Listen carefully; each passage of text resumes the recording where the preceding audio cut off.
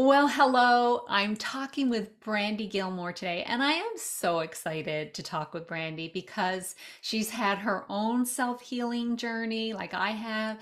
She's also really dove into the science and really providing evidence. So, what we're talking about today is mastering your mind for self-healing. So, welcome to Wellness by Design today, Brandy. Thank you so much for having me, Jane. You're lovely and I love what you do, and thank you. Feelings mutual. Feelings mutual.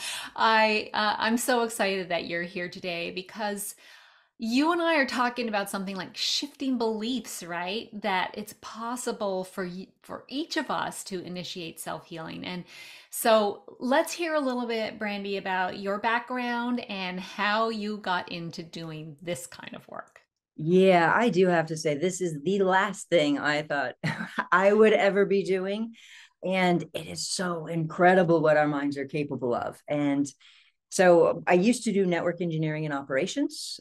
That was my life. I loved what I did. And basically, I had an accident, and technically, two. I had a car accident. And then afterwards, I had a fall, and I fell just wrong, just right, however you want to say it. But I went from living a full life to being a wheelchair walker cane in extreme pain. And I mean, a lot of days just stuck in bed in so much pain that I didn't even want to move or breathe. And I was a mess.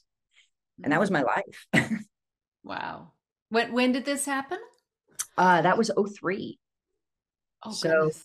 yeah, so it's been over 21 years now. So Yeah. yeah. So basically when my doctor said that I couldn't get better, or that they said there's nothing else they could do for me, I started researching everything, because I was already on all the medication and the morphine and the Neurontin and the blah, blah, blah, like all of the medication. And then I was going through nerve ablations and infusions and lidocaine push and trigger point inject, like all of the things. And nothing was working really for, healing me. I was just kind of in this painful state. And basically long story short, I started going, one doctor and then another, just trying to find healing. And I ended up at a research hospital, and where I'd go in and there would be, 3, 4 doctors that would come see you at the same time. And they would then try to figure out a plan. And then eventually a new study came in, and basically there was a research study. And I thought, oh my gosh, like I'm going to get my life back. This is it. And a long story short, the day came for the research study. Somebody, they took me to the hospital, wheeled me into the room, got me all set up. And the doctor, he came in and he looked at me and he said, we've reassessed you and we don't actually expect that you're going to get better. And this isn't going to work for you.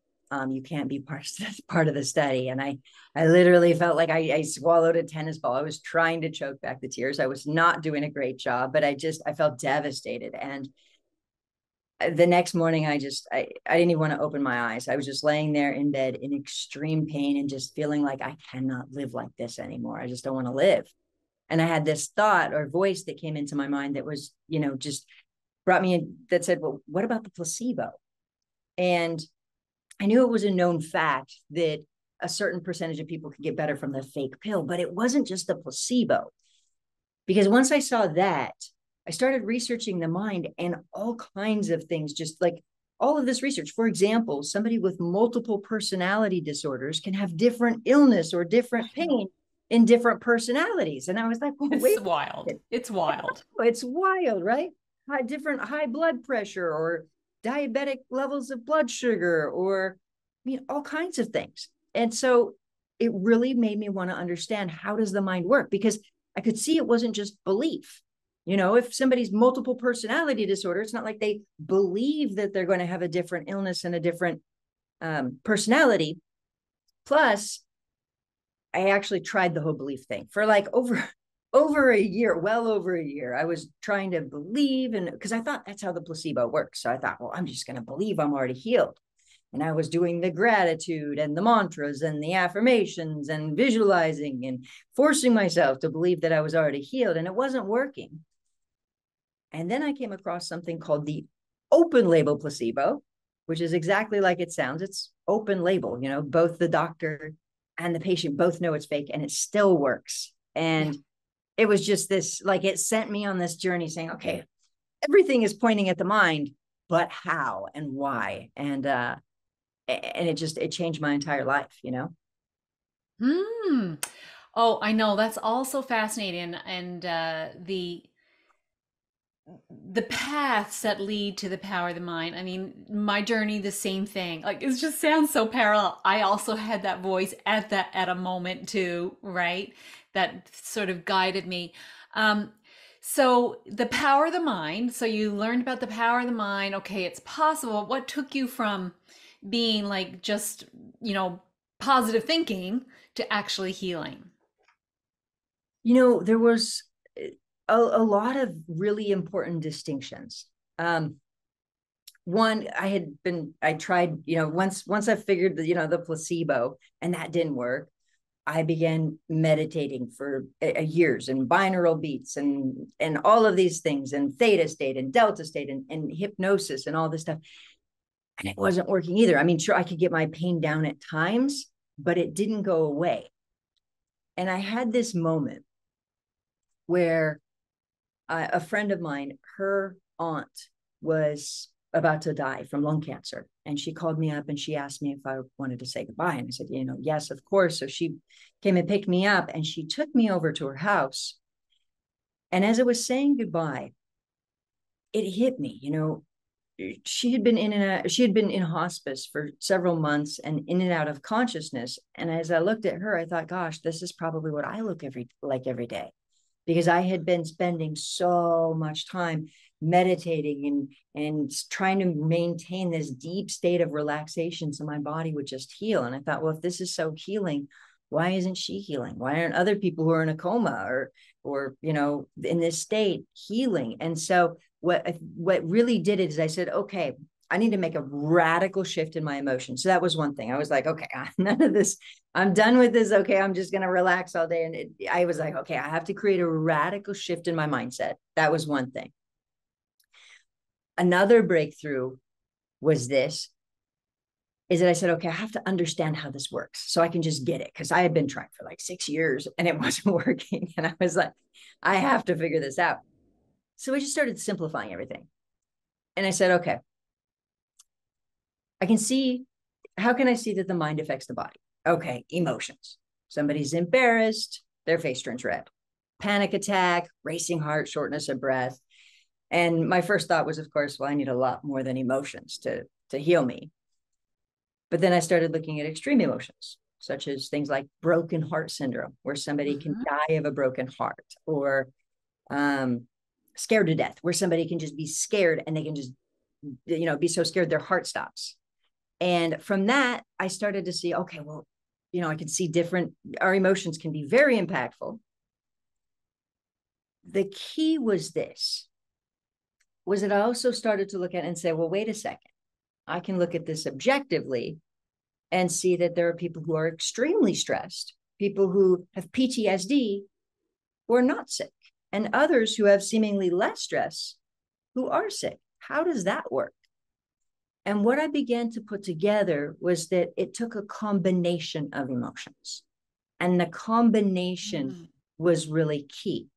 And so, and when I looked at like something like multiple personality disorder, I could see how it was possible for a person to have one illness in one personality and a different illness in a different personality, and even a personality with no medically documented illnesses. And kind of a way to think about it is, if somebody wants to make cake and they have flour, well, they can't make cake, but if they mix it with other ingredients, you can make cake. And of course, different recipes are different ingredients. And that's how I started looking at health, is saying, okay, different combinations of emotions are affecting the body. And that was key. And so I started to unpack and figure out which combination of emotions was affecting my body and shift it.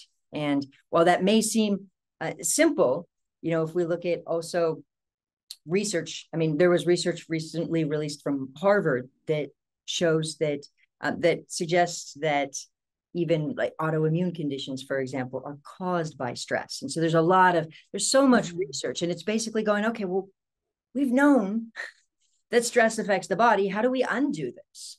And so that's what I began to do, but at a very deep level. Okay. Um,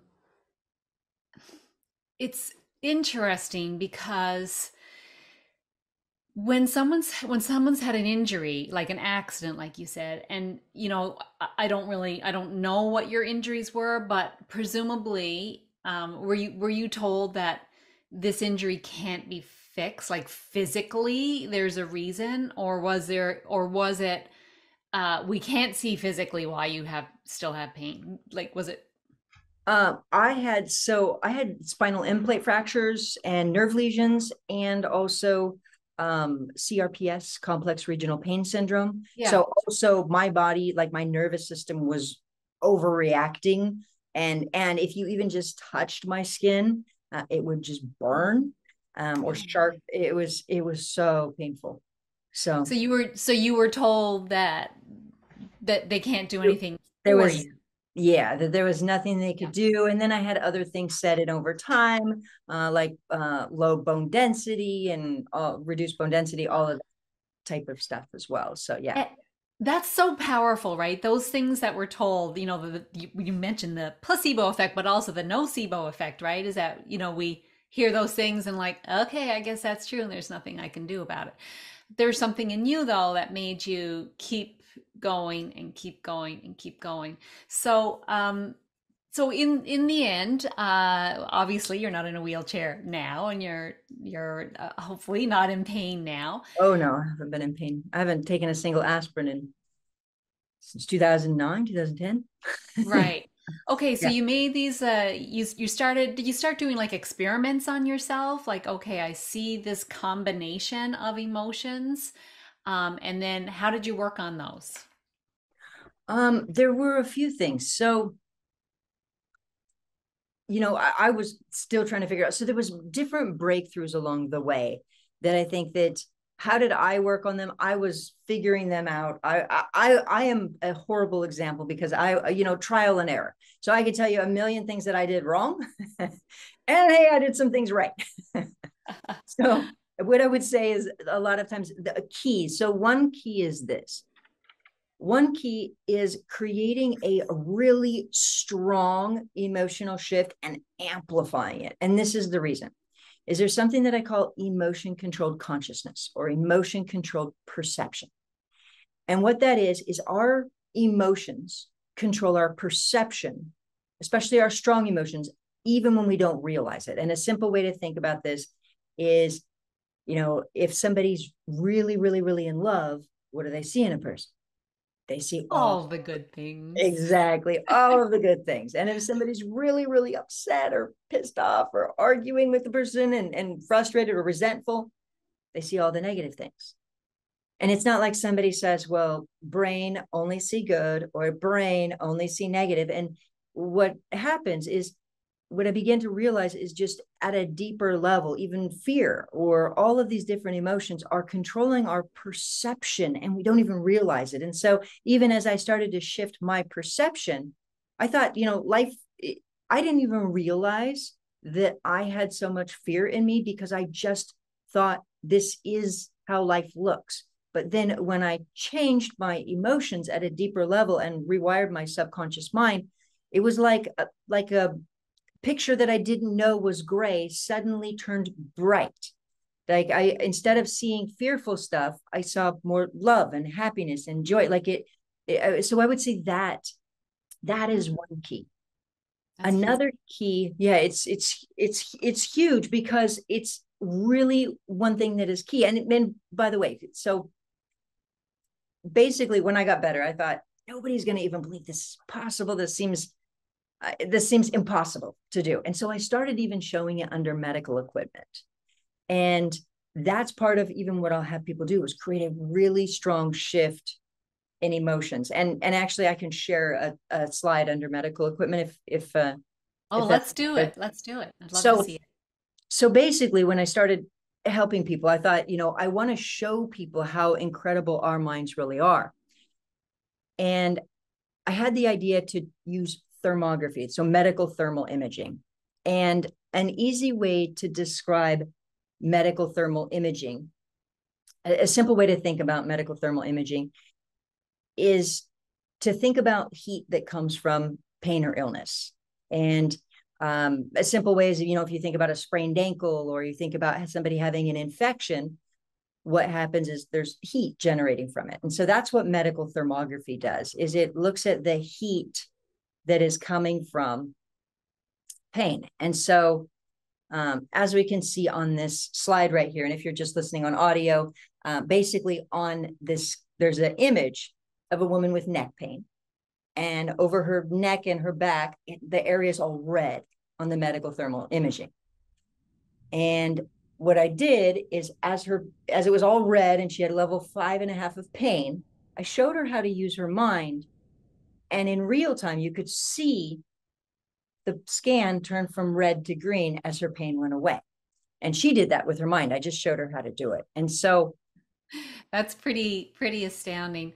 And for those of people that are listening, you can hop on over to YouTube, and then you'll be able to see the images. So yeah, just check it out because it is pretty amazing. And it's only the time difference is 22 minutes. it's incredible. And by the way, what I do to get these is I'll actually have, the first one I did this, I did with Dr. Hilary Smith. This one I did with a wonderful doctor at SciTech, Dr. Chevalier. And basically, what I'll have people do with what the doctor does, who's running the thermography, is set up the scan to where it's taking automatic images. Sometimes every 1 second, or sometimes we'll do every 30 seconds. But so it's taking the images over and over and over and over again. And what's great is that from this, you can see it's not just mind over matter. You can see there's real Yeah. physiological changes taking place. Now, another thing that's really amazing about these is that whenever somebody goes back, like let's say that I was talking to somebody and helping them to release their pain and create that strong mental emotional shift, if I then brought up the old pain. So if I purposely said, oh, well, what about this pain? And I brought it back, the pain could come back and the scan would also show it. So you can see it's not just something like belief or placebo analgesia, etc. Now, another thing that's really cool, and this one's 47 minutes, but another thing that is really kind of neat is this person right here. He had a level 6 of pain and he went to a 0, and it took him about 28 minutes to do so.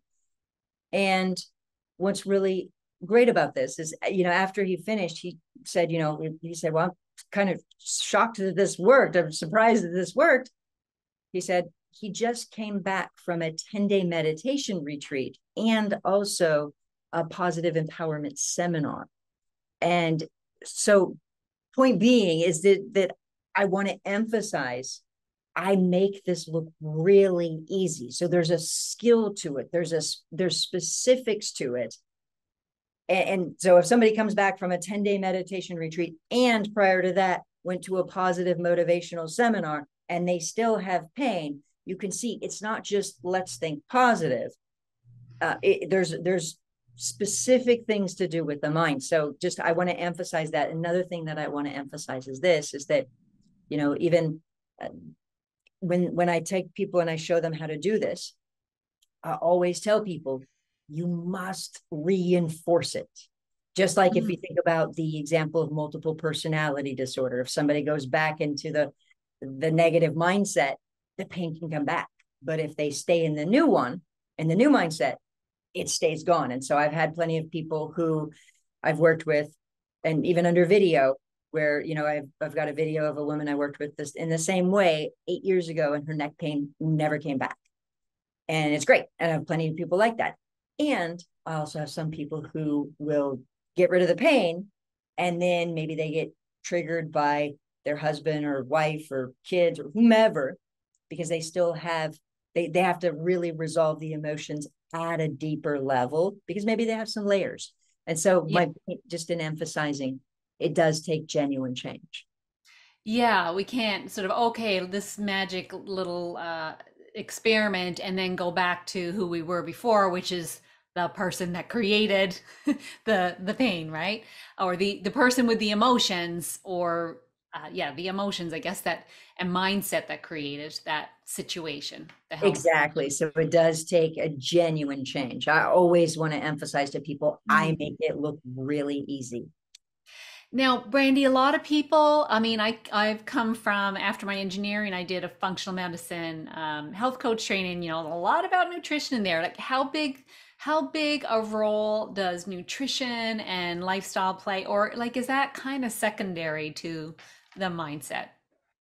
Well, I would say this. I mean, so we can see pain shifting in this very short period of time, right? So we can see that. I've also worked with people who've had like a tumor or changed all kinds of things, and you can see it under medical equipment, then it's gone. So we can see we can make incredible changes with the mind. And also, there's ways to set ourselves up for success. I would say that it's kind of like this is we've all heard the term before hangry. If somebody has gone way too long without food, they can feel irritable and edgy and angry. And food can very much also impact our emotions Mm. and our mindset.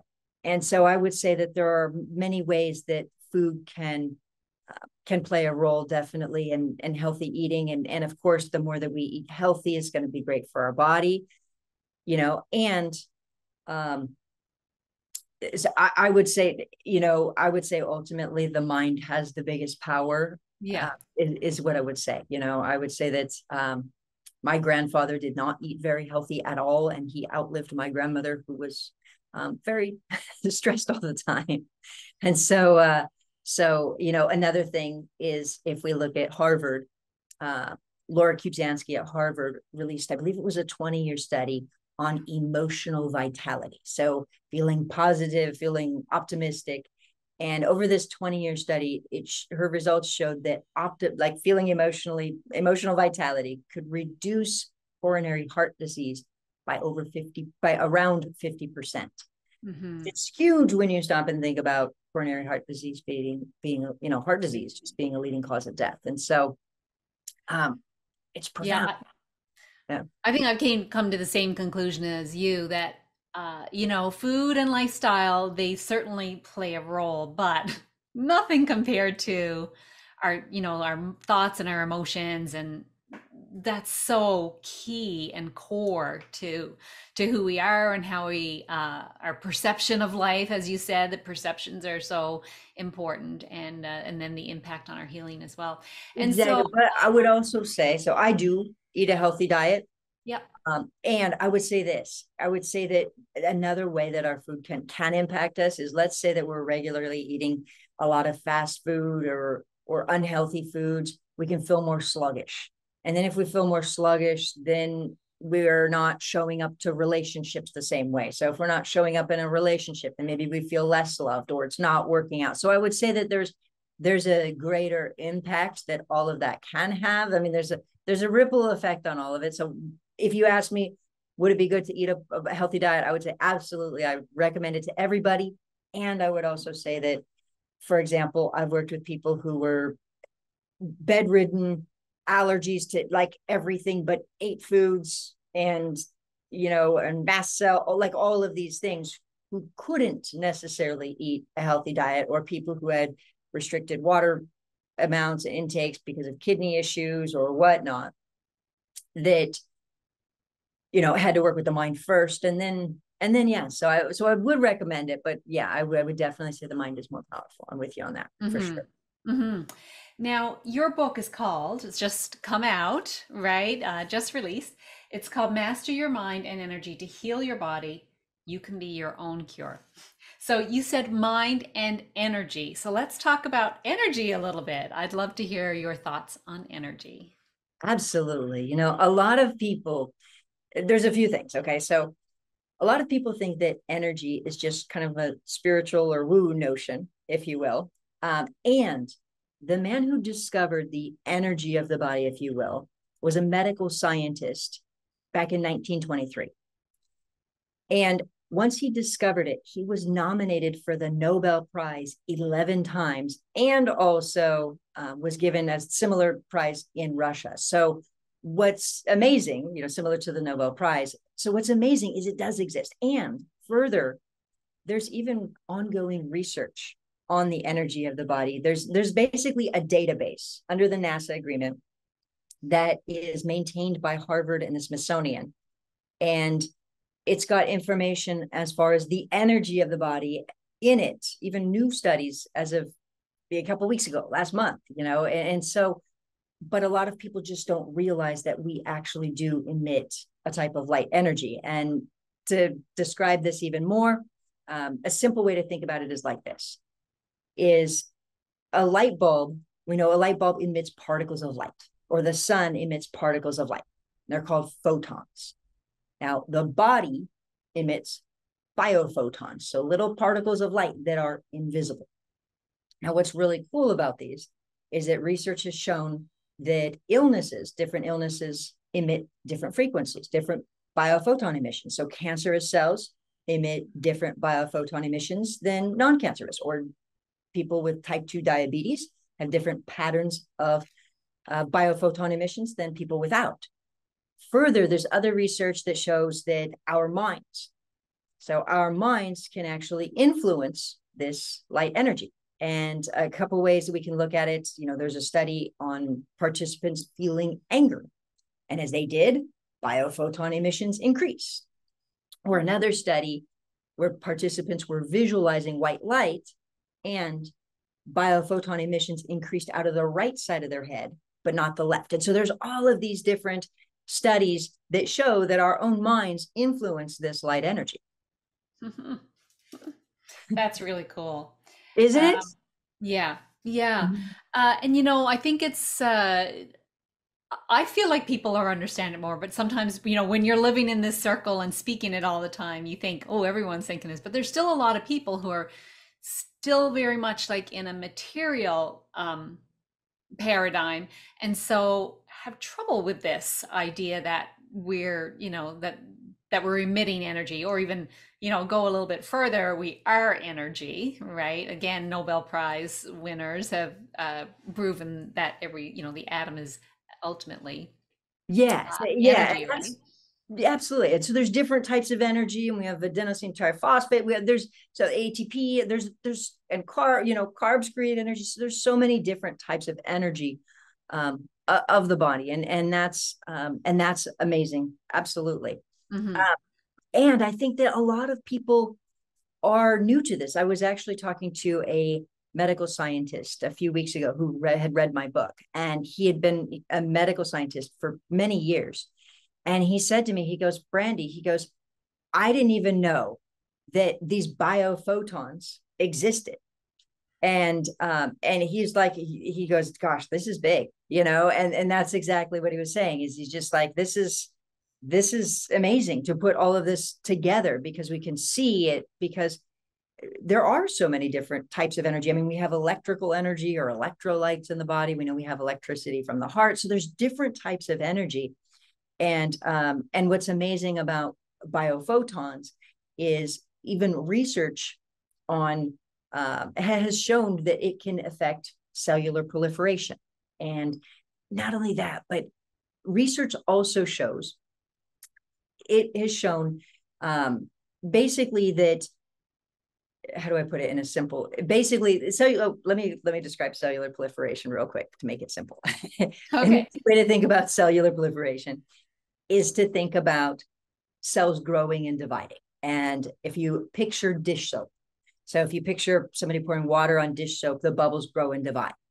So cell proliferation is healing, in that when the cells grow and divide, they can heal. Now, and so that this light energy can actually influence cell growth and division. Now, what's also important is that even things like rheumatoid arthritis or cancer are as abnormal cell growth and division. So we can see that just cell growth and division is very important. And it's very interesting that research has shown that this light energy has the ability to influence growth and division. And something else, I could geek out on this stuff all day long, I love it. but there's something else that's really fascinating is that research also suggests that this light energy communicates information including homeostasis, but communicates information throughout our bodies. And some people might say, well, how is it possible for light energy to communicate information throughout the body? And yet, if we think about cable, internet, cell phones, it's run on fiber optics, which is light energy. So it's fascinating that we have this light energy that's communicating information throughout the world. And also research suggests that that's exactly what's happening through our bodies as well with biophotons. And so it's cutting edge, and it's exciting to look at the energy of the body and bring that more into the equation, because a lot of medical research, while it's great, has also been done on cadavers. So and cadavers, dead bodies, don't emit light energy. So that's one Right. thing. Another thing is to be able to test this light energy of the body, you have to be in complete darkness. And it looks like walking into like a bank vault and somebody then closing the door and sealing it. Because what happens is the light energy that our bodies emit is so faint that to measure it, you have to measure the light is just little particles of light, which means that any light bulb or sun or anything like that would interfere with the results. And so it's to test it, it's you have to be in complete darkness. And so but it's fun to see the results and the impact of this energy. It's incredible. Mm. And so in your book, you're talking about how the mind influences this energy, that connection. Absolutely. Okay, so let's hear a little bit more about that. Absolutely. Now, as I mentioned, so basically, research has shown there's a direct correlation between our thoughts and emotions and light energy. And then, some of those studies that I mentioned, like people visualizing, there was increased biophoton emissions from the right side of the head, not the left, or even anger, so feeling anger, increased biophoton emissions. So there's just research has shown that there is that direct correlation Hmm. between the biophoton emissions. And so this is part of your protocol as well, where you're talking about how to influence those emissions in a positive way for health, for physical health. Basically, what it goes through is in part one of my book, it's the research that I found. It's basically saying, here is like putting the pieces together and going, oh my gosh, this is how mind body healing works. And this is how it makes sense. So like another piece, for example, is that I also started looking at the mind body connection. I call it kind of like an emotional brain injury, if you will. And a simple way to think about it is that if somebody has a stroke on the right side of their head, it can paralyze the left side of their body, or vice versa. They have one on the left side, it can paralyze the right side of their body. Now, thinking about that for a moment, we can have a brain injury, so to speak, and it can impact and even paralyze the physical body. And when we look at emotions can also impact the brain. PTSD from a car accident can even shape the brain. And so our emotions can have a very physical impact on our brain. But anyway, so it just goes through the discovery of like the mind body or brain body connection, and Hmm. understanding all of that, and how it works, and why healing with the mind makes logical sense, and how we can see that. So that's part one. And then part two goes into how to create that shift. And one of the things we had talked about already was emotions control our perception, but there's a lot of other key insights. One of which is like this, is that basically when I've worked with people, the mind is miswired on some level with Hmm. illness. And a simple way to think about this is, if we go for an extreme situation, we can see that somebody like a cutter, for example, somebody who's a cutter may cut themselves, and they can experience feelings of relief or euphoria or control or safety from cutting themselves. Now, that's an extreme Which, example, but the point yeah. being is that there's positive linked up to negative. Hmm. And we can even have an example, such as maybe a more common example is if somebody has pride linked up to hardship. So they have a pride in hardship, They may want to let go of the hardship, the wounding, but they have to hold on to it because it's connected to the pride. Or even sometimes people will link up feelings of sympathy with love. And that's how they do that at a very young age. And so, unfortunately, if they say, okay, the way to get love is to have sympathy, and we need love, then the body may want to create problems or attract problems or whatnot. So there's Mm. in working with emotions. And if we get a little bit more technical, part of the key is also this, is if we think about patterns repeat. So if we look at the technical term of it, so if we look at things like repetition compulsion or reenactments or attachment theory, but if we look at the awareness that emotions repeat, we also need to understand that we have to change the real pattern itself. Mm-hmm. That is a huge key to the protocol of getting results. And a simple way to describe this is, if we can just illustrate it, would be to think about, we've all heard that, unfortunately, let's say a woman has an abusive father and she can leave him and find the abusive boyfriend, boss, spouse, et cetera, et cetera. So that pattern can continue in her life, unfortunately. And even though she doesn't want it, the pattern can continue. And so that's part of what happens, is our subconscious patterns can play out Right. even when we don't realize it. Now, if we take this to the next step and look at another example, if we think about, let's say somebody has a pattern of abandonment. So they feel like they've been abandoned, and maybe they feel this rejection, abandonment in little ways. Let's say their husband or spouse is a little late or puts somebody else first, or is working instead of spending time with them. And so there's little ways that this feeling shows up in their life. And then let's say that there's also major trauma around it, if you will, where maybe their dad left when they were growing up, or maybe an ex left and cheated on them. So they have some traumas, if you will, that are bigger, but then they still have this patterned feeling that shows up in day to day. Now, we've heard of trauma healing, but we have to go beyond that, because it's the emotion itself. It's the emotional pattern. And typically, when there is a trauma, it is a bigger event that is part of an actual emotional pattern. And so it's about making sure to identify and repattern the mind. And then that's also a key to getting results. So there's key distinctions to getting results of rewiring the mind and fixing the miswiring areas, understanding the patterning, making sure to address multiple ingredients. That is super important. And shifting consciousness. So those are some of the kind of the highlights, if you will, of getting results. So it's kind of like the pattern, the wiring gets made in the brain, and we've got to break those patterns up in order to create new patterns that are healthy and for the body, and yeah, and the mind. Yeah. So it's about really changing the pattern. And I always warn people, because sometimes people say, oh, well, if I have negative patterns, what are they that could be affecting my body? And I want to invite you to make sure to go into the positive first, because if you go into the negative, you could always increase the pain or problem too. And so keep being mindful, and that you really do want to go into the positive and amplify it first is really important.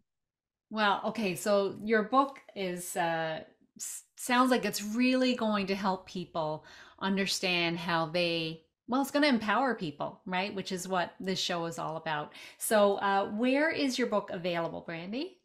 Any major bookstore, Barnes and Noble, Amazon, and yeah, bookstores. Okay, and we'll have a link to it there. I'll probably link it to Amazon. So it's called Master Your Mind and Energy to Heal Your Body. Really exciting. Okay, I've got a question for you, and that's what I like to, because the show is about empowerment and intentional living. What is one thing someone could do today, like a baby step they could take today, that's going to shift them into self-healing? What would you say is a number one step? This is what I would say. I would say, we had talked about always start with the positive, but there's a major error that people make when they're doing this. So we know that the mind works in patterns, right? So we talked about patterns, and another way to think about it is that we need new neural pathways. And if we think about somebody who's walking through the grass, like we think, picture a big field of grass.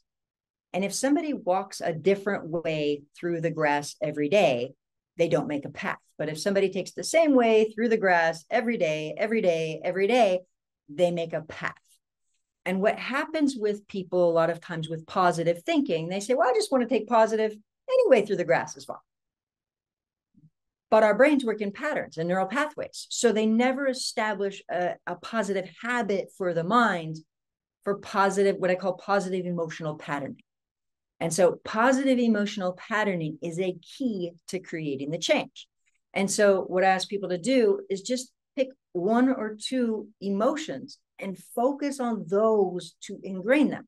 Now, I know gratitude is a common one that people pick, and I wouldn't suggest starting with that one, though it can be great for some people.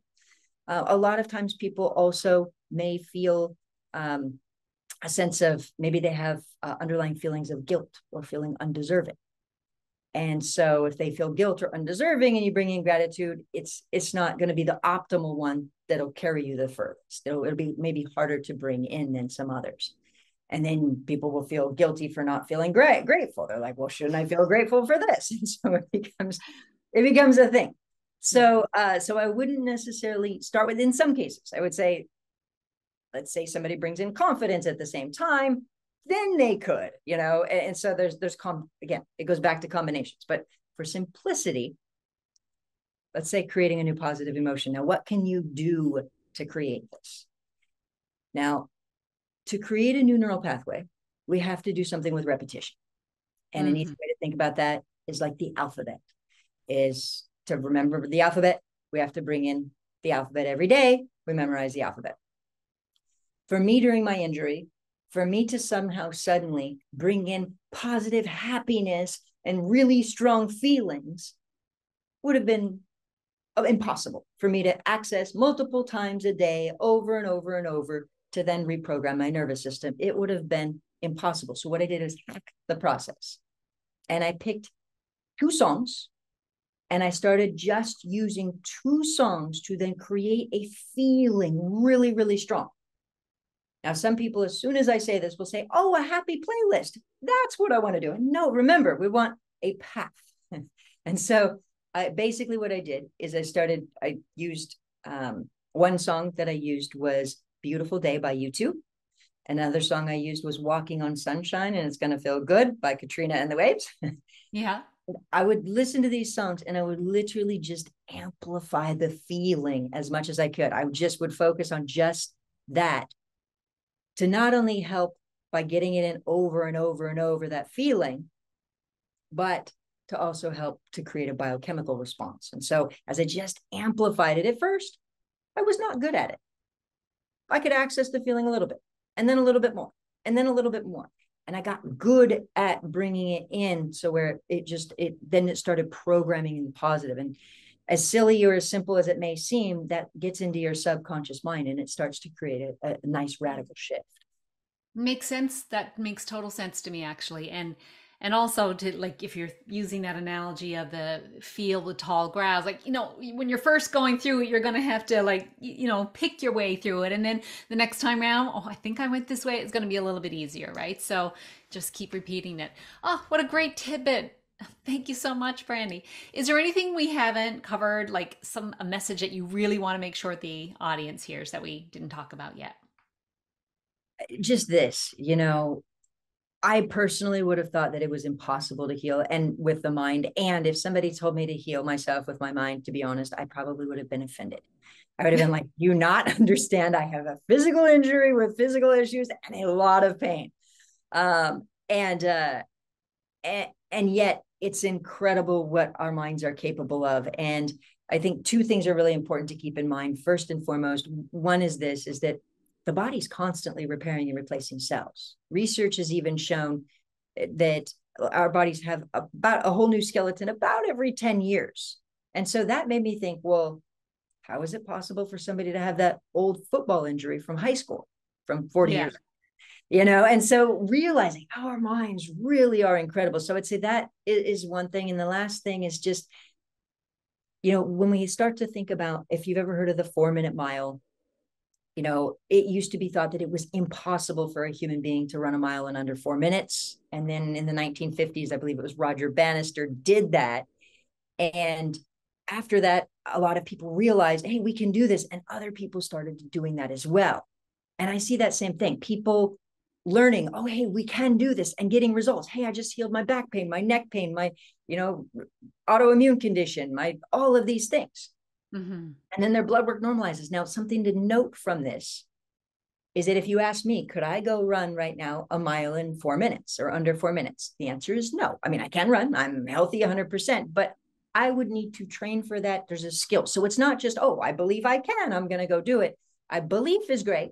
The awareness that we can is needed. And then also developing the skill to then do it is another part of it.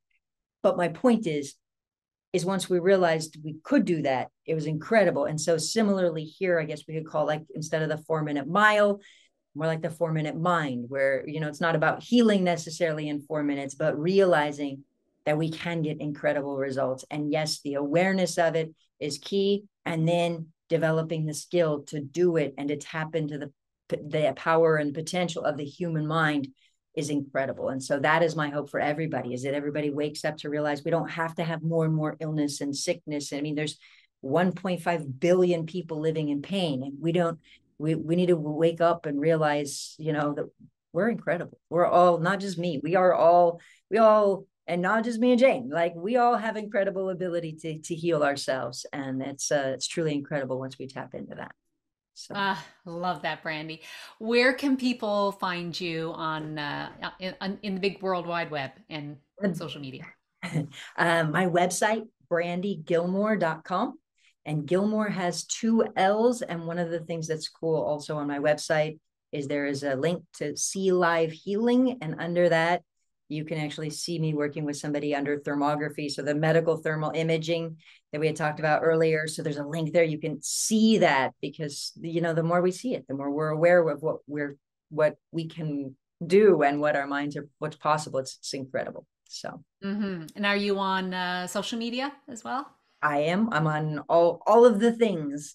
Instagram, Facebook, some TikTok, absolutely. Just, that and I have a podcast as well. And on it, I just take people who are experiencing chronic pain or illness or whatnot, and I show them how to use their minds to just get results. It's just, that's what I want everybody to see. We can get results. We can heal ourselves. We are incredible beings. Oh my gosh, that is amazing. And thank you. Thank you for sharing that. We'll have all the links in the show notes as well, so check them out. So Brandy, thank you so much for being brave to heal yourself and then inspire so many other people as well, and share these great messages and doing the research. I love it. And thank you so much for being here today on Wellness by Design. And also to the audience, share this with someone who needs to hear it. Help them shift their beliefs about healing. And don't forget to rate, leave a comment, review, and follow us. And it helps more people get the message. And I think more people who understand they can heal themselves and do heal themselves is going to make the world a better place. So thanks so much, everyone, for joining us today. And we'll see you again on Wellness by Design. I was also going to thank you as well. So, thank you. Do you want to say anything? We can edit that in there. I was trying, let's see. Basically what I was going to say is I was just going to say, and Jane, thank you so much for what you do and getting this awareness out there. You're a beautiful being. And so thank you for having me. Oh, so lovely. Thanks, Brandy.